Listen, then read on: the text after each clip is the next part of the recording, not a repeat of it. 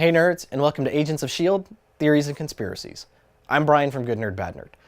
So this week we had the season finale, and this season has really ended strong. This was a solid episode. So much great stuff happened. I have tons of highlights, and then really only questions about what happened at the very end and what that means for season 5. So the highlights, because there's so many of them. First, we finally figure out approximately how much power Ada had. I say had because obviously she's dead, but they experimented on at least 24 Inhumans. Fitz goes off to ramble off some of them, and these are all names that we've heard before. Lincoln, Gideon, or Gordon, or whoever these guys are. He lists a whole bunch, and these are all the names we've known. So these are all these powers that we know she theoretically has. We only see her really teleporting and using her strength and healing, but she did have a lot more in there that we just didn't see. So that was cool. I liked that. Next, everything that had to do with Ghost Rider, specifically that opening sequence where he just shows up and just proceeds to kick ass, and that's when Ada learns she could die. As powerful as she is, she could die. And I think that was a great moment. And that set up a lot for this episode. And just Robbie was great. Loved him this episode. A little disappointed he didn't try and see his brother before he left, but all in all, he was just outstanding this episode.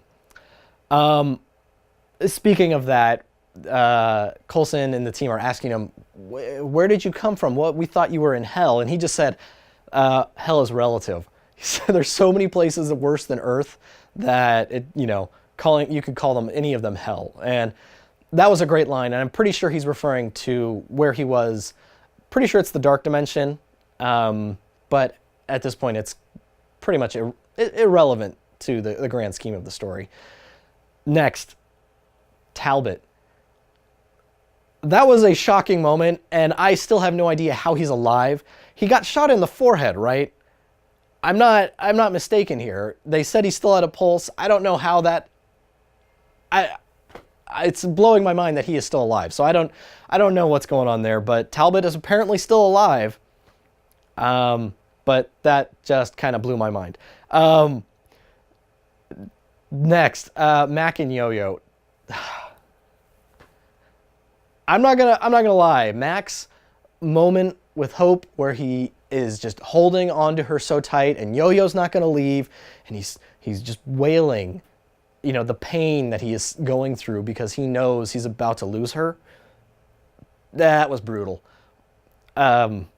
Such a good scene, and it was just a nice payoff for Mac's whole framework story arc. And then their moment back in the real world, Mac, Henry Simmons, the actor, just did such a great job. I am so grateful they did not kill him or Yo-Yo off.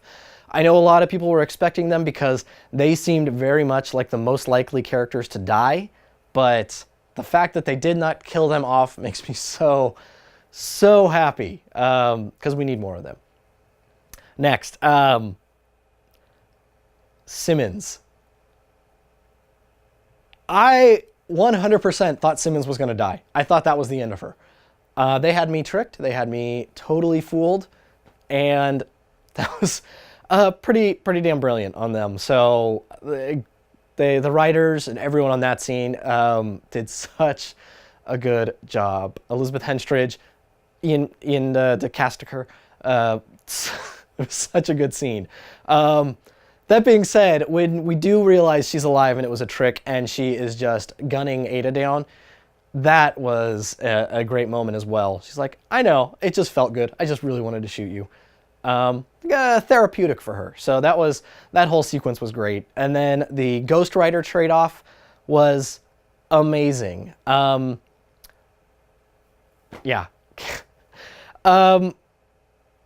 Highlights for this episode. The whole episode was a highlight for me. Even Radcliffe's toast at the very end, where he's the last entity within the framework, as far as we know. And he's just on a beach, about to have some whiskey, giving a toast to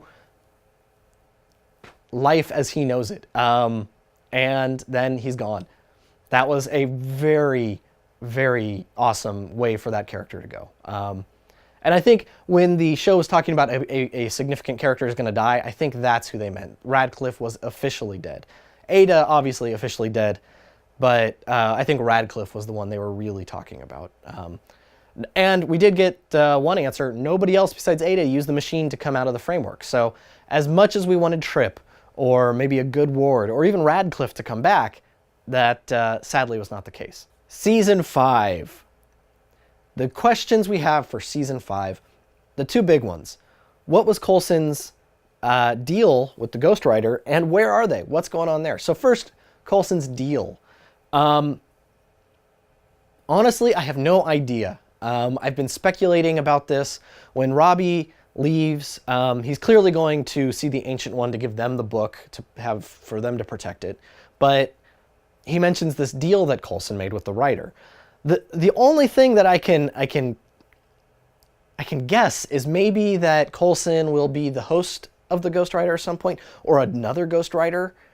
I honestly don't know what the Ghost Rider could have asked for. Maybe it was trading his soul. Maybe it was hunting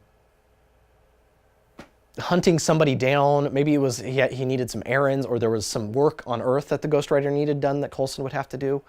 We don't have enough, really, and at this point it's all just wild speculation. But what do you guys think? Because I'm really curious what you think the deal could be, because I'm just drawing a blank. But the big question, what is going on? Who are the people that kidnapped the team, and how are they in space? The easy answer that most people have jumped to is SWORD. SWORD being the kind of SHIELD branch that specifically deals with off-world aliens and any of that stuff. So where SHIELD protects Earth, SWORD protects Earth from space. That's the kind of the obvious guess, but for some reason that just doesn't feel right. The place Coulson wakes up, what he's wearing, it doesn't feel like a government installation. It feels more like a dilapidated mining ship or a mining colony or something, but at this point there's no real way to guess. Another possible thing is it could be an Alpha Flight outpost if we're going with other kind of government organizations. Currently in the comics with Captain Marvel, Alpha Flight has a giant satellite space station that a group works out of, and they are basically the new version of SWORD. So that's one possibility. But outside of that, I just don't know. Now the other part of this is there's a blue flash or a blue glow out the window, and the producers and the showrunners have said that's going to be important for Season 5. So what could that be?